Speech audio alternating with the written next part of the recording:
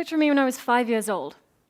And I found out that you could write stories for a living. You could get paid to make up stories. It was the most unbelievable thing I'd ever heard of, and I was like, that's it. I'm in. This is what I'm doing. I'm going to become a novelist. And of course, I had a very specific idea, I was a kid, of what that meant.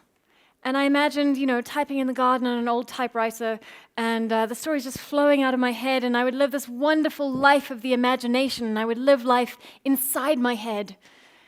And of course, I didn't realize how hard it is to actually write a book, or 5, or that the most important thing I actually needed to do was get outside my head.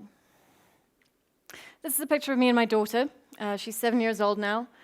And sometimes we'll go out late by 7-year-old standards, and we'll get home, and I'll say to her, listen, I'm sorry, it's really late. We don't have time to play or to watch TV. It's straight to bed. And she'll say, but what about stories? With the kind of moral outrage only like a 7-year-old can muster. And I'll say, of course we're going to have stories. When have we ever missed stories? Story time is sacred in our house. And there's a reason for that. It's because stories are powerful. This is my favorite picture of the two of us together, partly because I'm reading a Wonder Woman comic that I wrote for her. It's set in Soweto. And the last time I was here, I was actually reading it to school kids. And I think you can tell she likes it. But it's also because this incident finally helped her understand what it is that I do. I was about to go overseas for 3 weeks on a book tour to Europe, and she said to me, but why do you have to go overseas? Why can't you have a normal job like normal people? And she thought about it for a second, and she said, oh yeah, because then you wouldn't get to write Wonder Woman comics. And I was like, yeah, pretty much. And that's not, of course, the whole story. The whole story is that I write books for grown-ups, and they're very dark and complicated, and she definitely can't read them. But it was a story that she told herself about reality to explain what was going on. And that's what we do all the time. We use stories to understand. And this goes back to ancient times, to mythology and living in caves when we believed that the goddess of the night would be chased away by the sun god in his chariot. Because we needed a way to reassure ourselves that the sun was going to come up again. On the way to becoming a novelist, it was a long ride, let me tell you, I kind of fell into journalism. And it was the best possible thing I could have done, because it got me outside of my own head and into other people's. Journalism is a backstage pass to the world. It's an amazing job. It doesn't pay very well, but you get paid to write, which is great.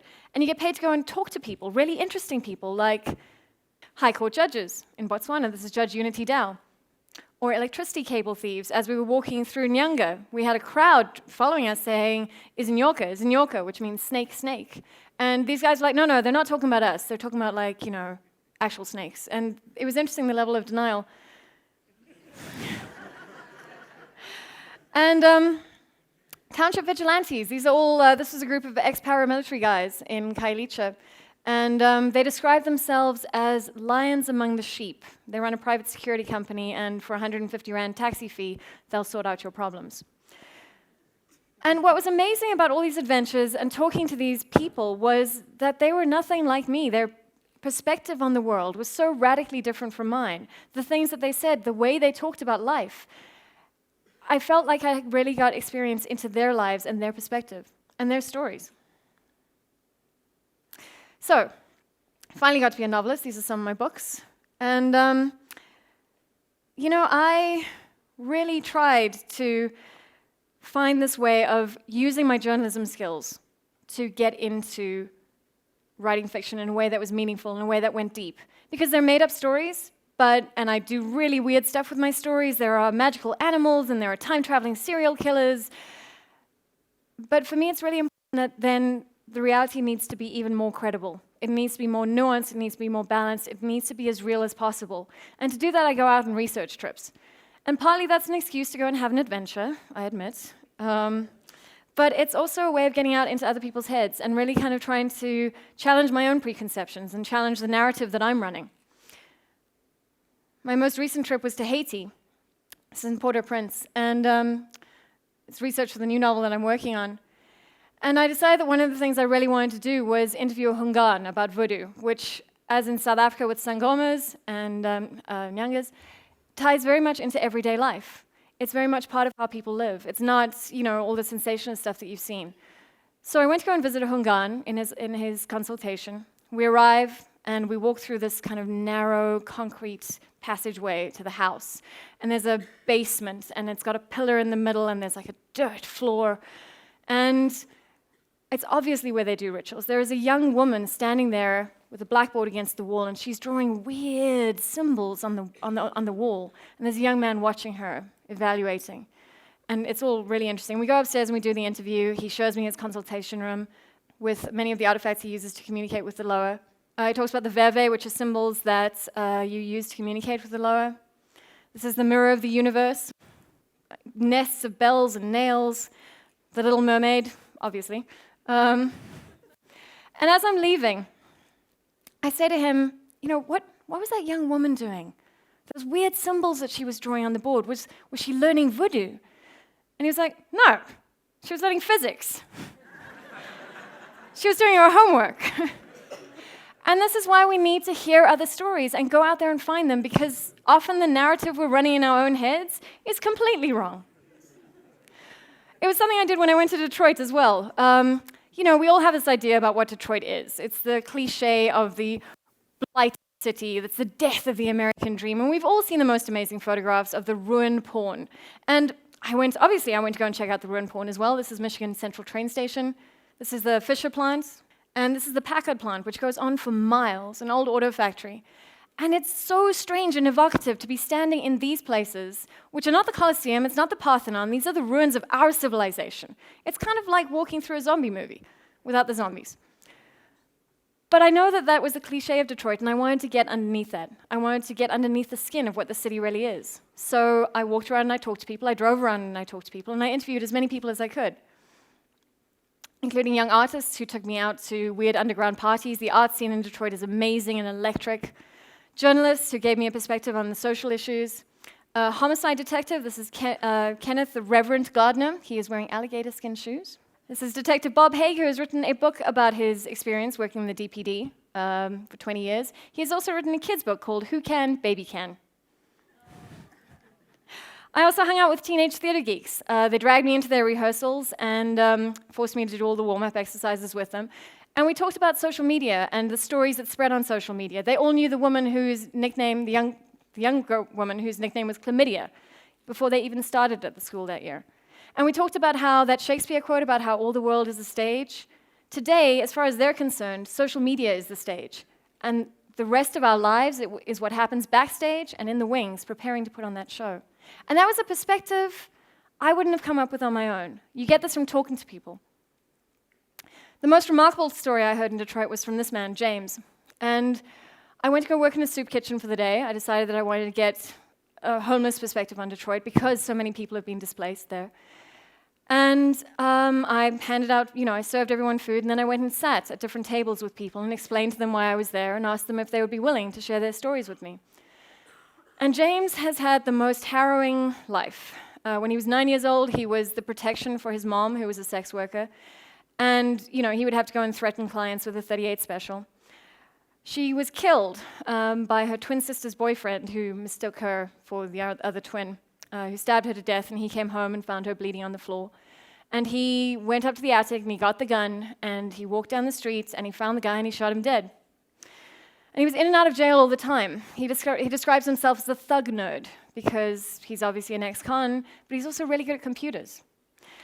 When he was 13, out of jail, he and his friends would move into what he called abandonminiums. And again, that's not a word I would have come up with on my own. It's amazing. And what they would do is they would go into these old abandoned buildings, they would pull down the plywood boards off the windows, and they would put up cheap curtains. And that was enough to convince the neighbors that their story was legit, that they were actually moving in legitimately. So just amazing, amazing story, an incredible man full of generosity and tragedy as well. And I don't know if everything he told me is true, but it's a story he told himself and then he tells other people, and that's a very important part of stories, is the stories we tell ourselves about ourselves. And sometimes that can give you power, and sometimes it can take your power away. Sometimes stories are a defense. Because the world is kind and fun and delightful and full of wonder, but it is also cruel and messed up and random. And there's not always explanations for things. In fact, most of the time there aren't. And we use stories, and fiction in particular, as a way of giving us closure, as a way of understanding, of trying to impose order on the randomness of the world. In 2009, my cleaning lady, Gertie, her daughter Tomokazi, was attacked by her boyfriend. He stabbed her, and he poured boiling water over her head, and he locked her in the shack and walked away. And it took the police 5 days to arrive. The neighbors finally complained about the moaning, and 5 days later the cops came and broke down the door. And by that time, infection had set into the burns, and it took her 4 months.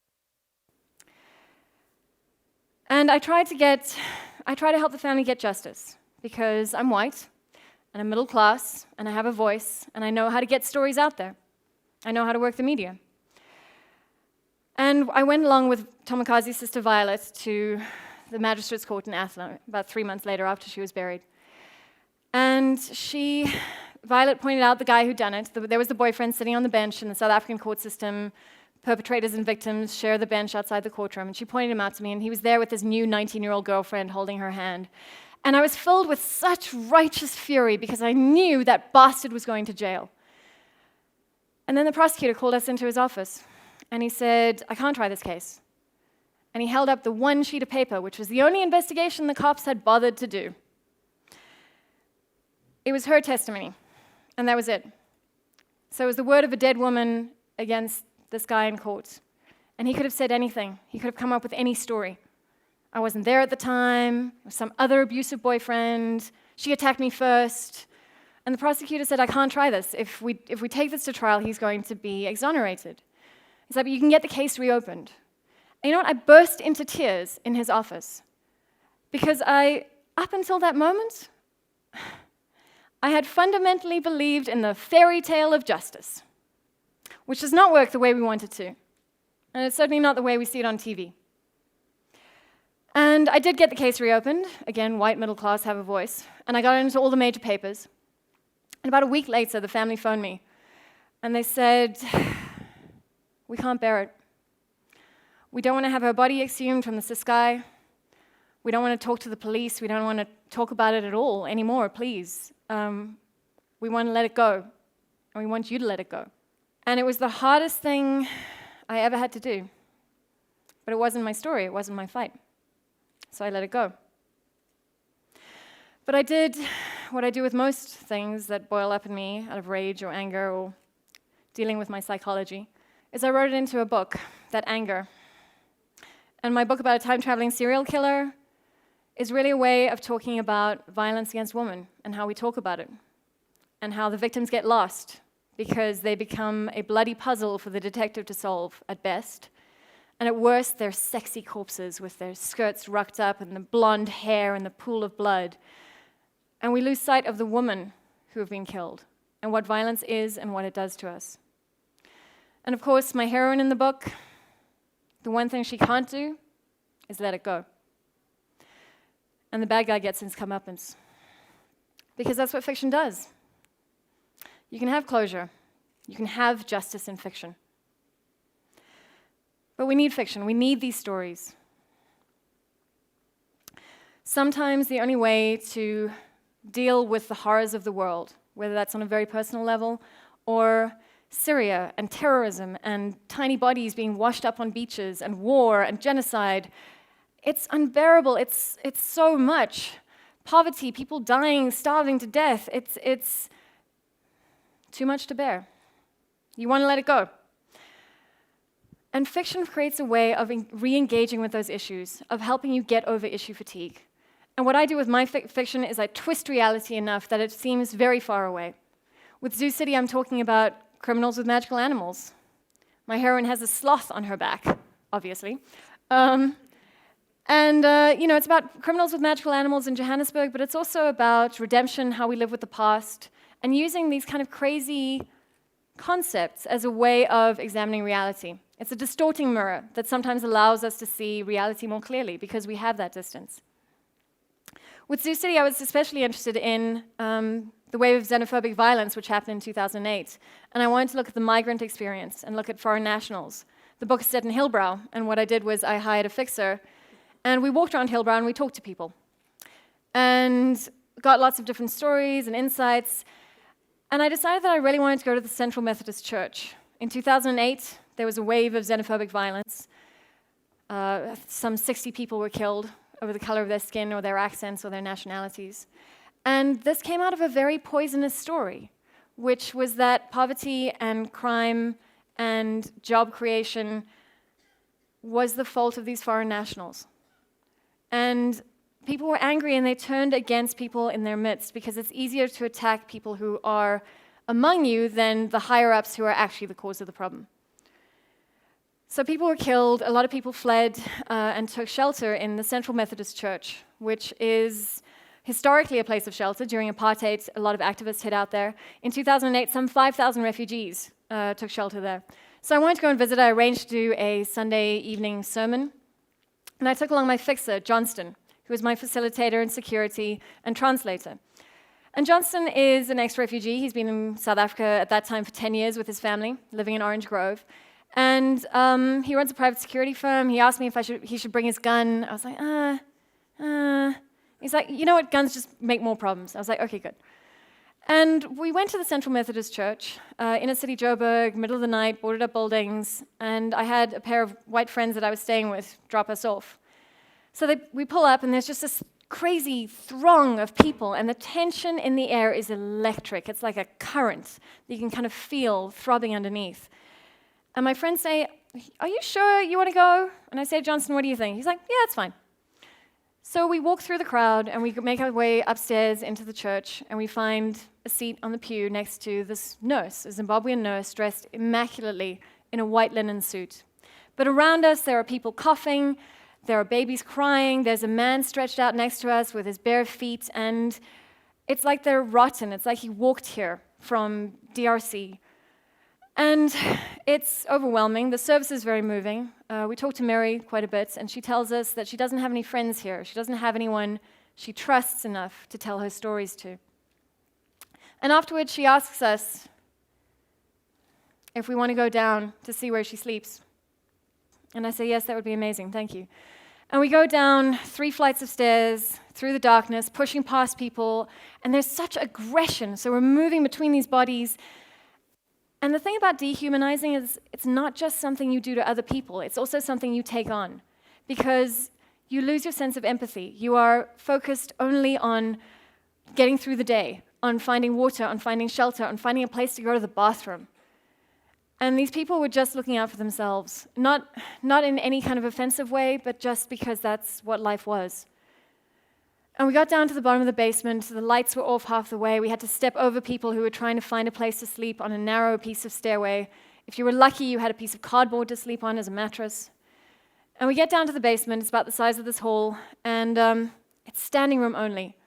There's no space to move. I don't know how anyone is going to lie down tonight. Right at the back is a cage with rattan suitcases piled up high of all their belongings in the world. There are babies being bathed in buckets, and Mary explains to us that a number of them are a result of rape at the border, because that's what it costs to get across the border.